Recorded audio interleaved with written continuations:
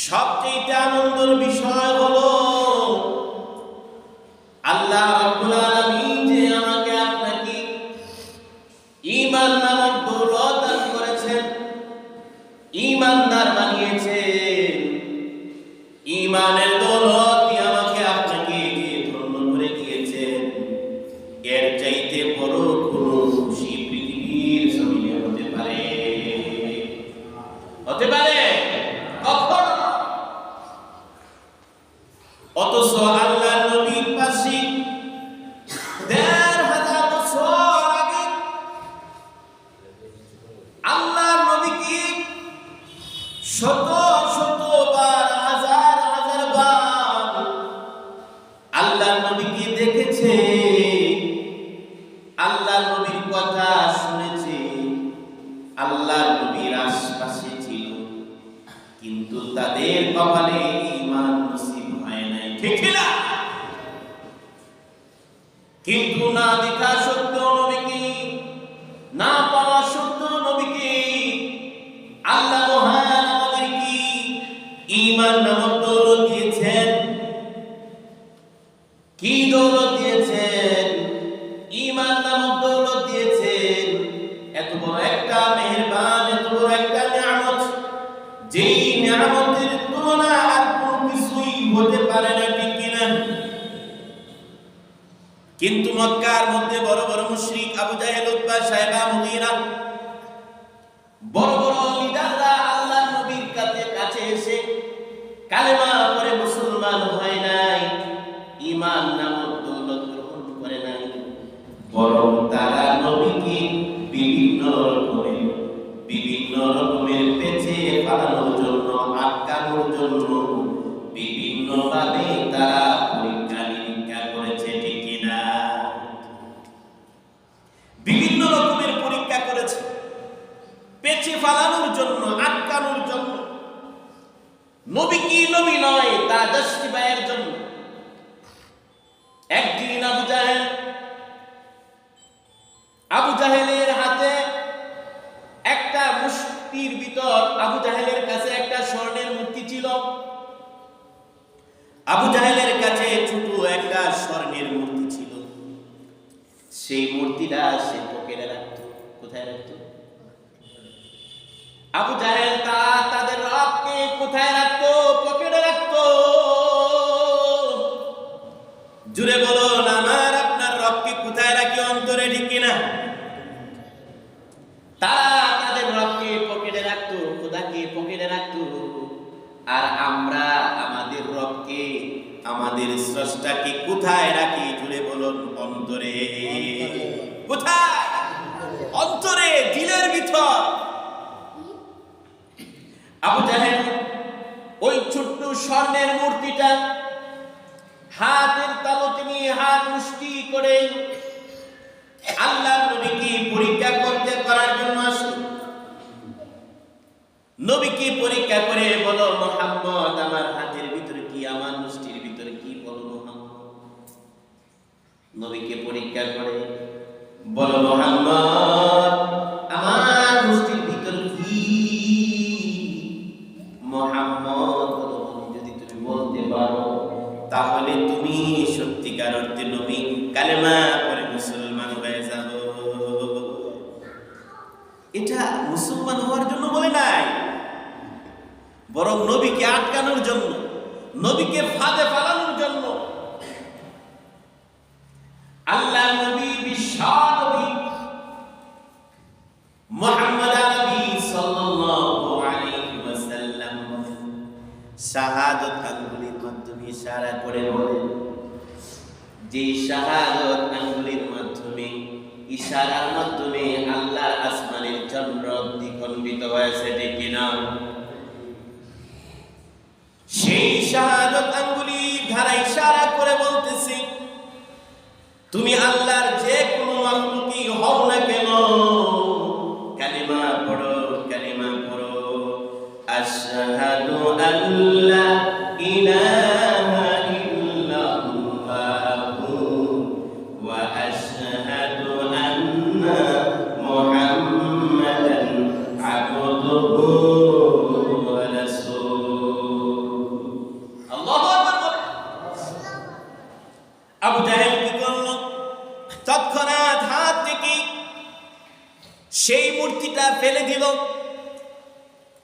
বলতেছে দেখো দেখো মুহাম্মদ কেমন জাদুকর, বলে নাউজুবিল্লাহ। মুহাম্মদ কেমন জাদুকর, আমাদের রবকে আমাদের খোদার উপর জাদুর প্রভাব খাটায়। নাউজুবিল্লাহ, আমাদের রবের উপরও কি জাদুর প্রভাব খাটায়। মুহাম্মদ কেমন জাদুকর, দেখো দেখো আমাদের খোদা আমাদের রবকেও জাদু করে তার মাধ্যমে কথা বলায়, বলে নাউজুবিল্লাহ। আল্লাহ পাক কুরআনুল কারীমের মধ্যে জানিয়ে দিলেন ইন্নাকা লাতাহদি মান আহবাবতা ওয়ালাকিন্নাল্লাহা ইয়াহদি মান ইয়াশা। হেদায়েতের মালিক কে? জুড়ে বলুন, হিদায়াতের মালিক কে? আল্লাহ হলেন হিদায়াতের মালিক। আল্লাহ যাকে ভালোবাসে, আল্লাহ যাকে মহব্বত করে, সেই তো হেদায়েত পায়। আর যাকে আল্লাহ মহব্বত করে না, ভালোবাসে না, সে কখনো হেদায়েত পাইতে পারে। মক্কায় আল্লাহ নবীর কাছে ছিল আবু জাহেল, উতবা, সাইবা, মুগীরা। মক্কা থেকে বহু গোলামে হাবশী, নাম কি? বেলাল। সকলের মুখে জানা বেলাল। ওই গোলামে হাবশী বেলাল মক্কা থেকে বহু দূর তার বাড়ি। চেহারার কন্ডিশন ভালো নয়, দেখতেও সুন্দর নয়, বেটে ছিল, খাটো ছিল। কি ছিল? খাটো ছিল, নাকটা বড় ছিল, ঠোঁটগুলা বড় বড় ছিল, পায়ের মোড়া রেল লাইনের মতন ফেটে গেছে, কালো কুৎসি বেলাল। ঈমান আনয়ন করার কারণে, ঈমানদার হওয়ার কারণে তার মর্যাদা এমন বেড়ে গেছে, এমন ভাবে বেড়ে গেছে যে বেলাল আযান না দিলে আল্লাহ সূর্য উদিত করে না। সুবহানাল্লাহ। না দরকার নেই, কইলে সব না, ঠিক আছে না? কইলে কি হইব? বললে সব দরকার আছে। সুবহানাল্লাহ, আলহামদুলিল্লাহ, আল্লাহু আকবার। আবু জাহেল মক্কার বড় লিডার ছিল, নেতা ছিল। আগুনের শলার মতন, ফুরুঙ্গির মতন, আগুনের মতন লাল চেহারাওয়ালা ছিল, সম্ভ্রান্ত পরিবারের ছিল। কিন্তু আল্লাহর কাছে চাইরা দান না সে বেলাল হাবশী দেখতে সুন্দর নয়, খাটো, বাঁধে বেঠে, চেহারা কুৎসি, দেখতে ভালো লাগে না। কিন্তু ওই মানুষটার মর্যাদা, ওই মানুষটার দাম কিসের কারণে বেড়েছে? ঈমানের কারণে বেড়েছে। তার মর্যাদা এই পরিমাণ বেড়ে গিয়েছে যে তার আযানের মাধ্যমে মহান আল্লাহ দুনিয়ার জমিনে সূর্য উদিত করে। সুবহানাল্লাহ। রাহ কিয়া রসমে আযানো হে বেলালি লাগি, রাহ কিয়া রসমে আযানো হে বেলালি লাগি, ফলসফা রাহ কিয়া তলকিন গজালি লাগি, ফলসফা রাহ কিয়া তলকিন গজালি লাগি। একদিন আল্লাহ নবীর পাশে এমন এক শ্রেণীর মুসলমান ছিল যারা মুনাফিক মার্কা মুসলমান ছিল। আছে সমাজের মধ্যে খুব ভেষ ঘুষ ধরে, মনে হয় মক্কার কারি, কিন্তু অন্তরের ভিতরে লেফটিনের বাড়ি, ঠিক কিনা? ভেষধারী মুসলমান, মুনাফিক মার্কা মুসলমান। আল্লাহ নবী কি আসিয়া বলতেছে, ইয়া রাসূলুল্লাহ, বেলালের আযান আমাদের কাছে ভালো লাগে, আগে তারা মুনাফিকরা বসে একজোট হয়ে পরামর্শ করলো কিভাবে বেলালকে সরানো যায়, কিভাবে সরানো যায়। বলবো সে কালো, কুৎসিত, চেহারা ভালো নয়, বেঠে, জিহ্বা খাটো, যেই কারণে জড়তার কারণে আশহাদু আল্লা ইলাহা ইল্লাল্লাহ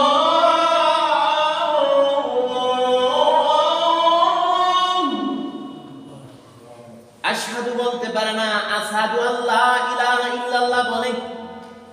দেখবেন যে সমস্ত মানুষের জিহ্বাগুলো একটু খাটো, শুদ্ধ করে কথা বলতে পারে না, আশহাদুর জায়গা কি বলে আসাদু, ভুলদল।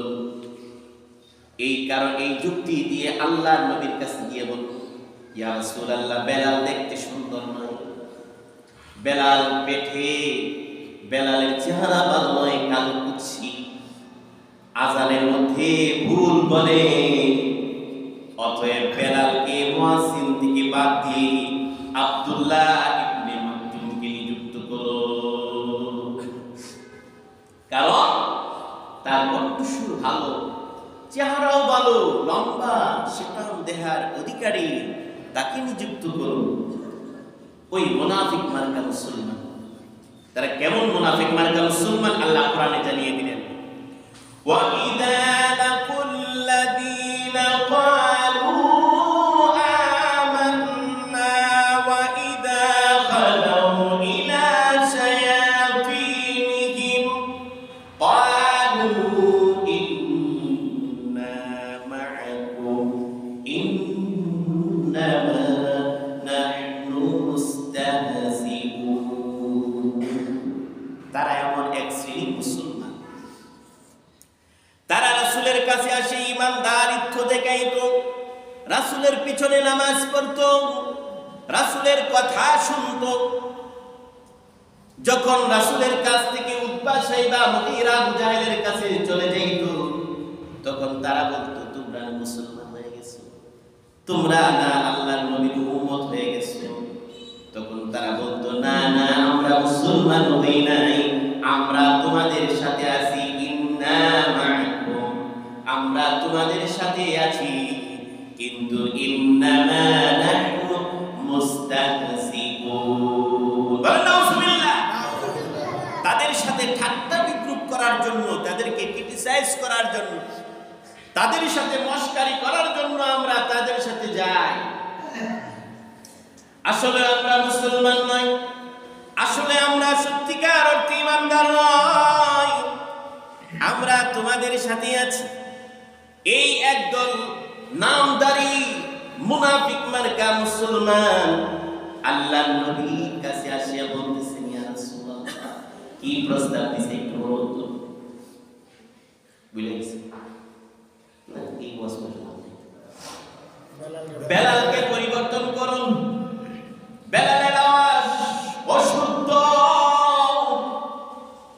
বেলালকে চেঞ্জ করুন।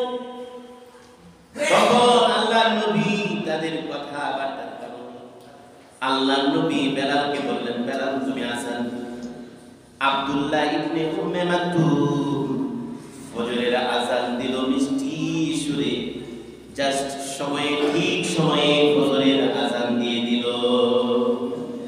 আসসালাতু খায়রুম মিনান নাওম।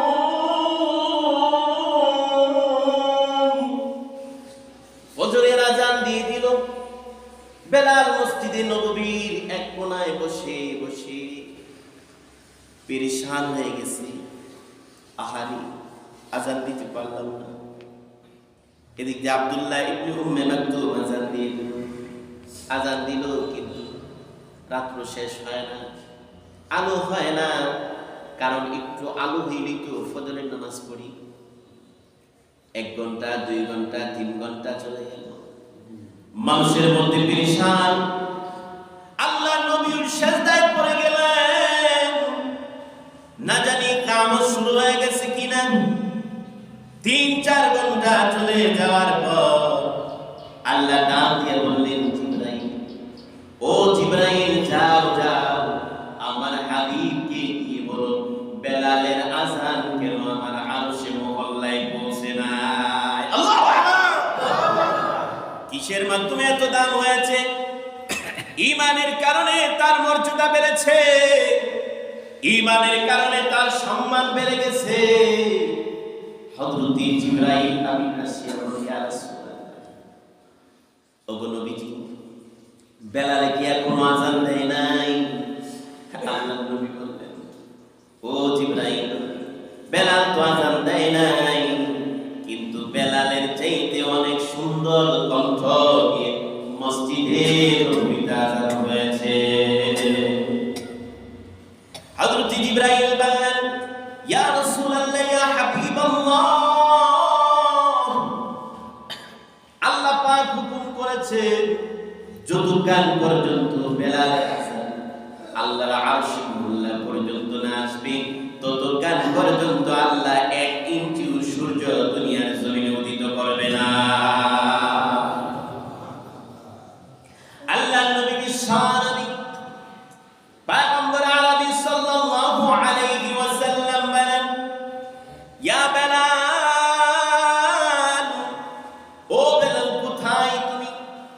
লাব্বাইক ইয়া রাসূলুল্লাহ।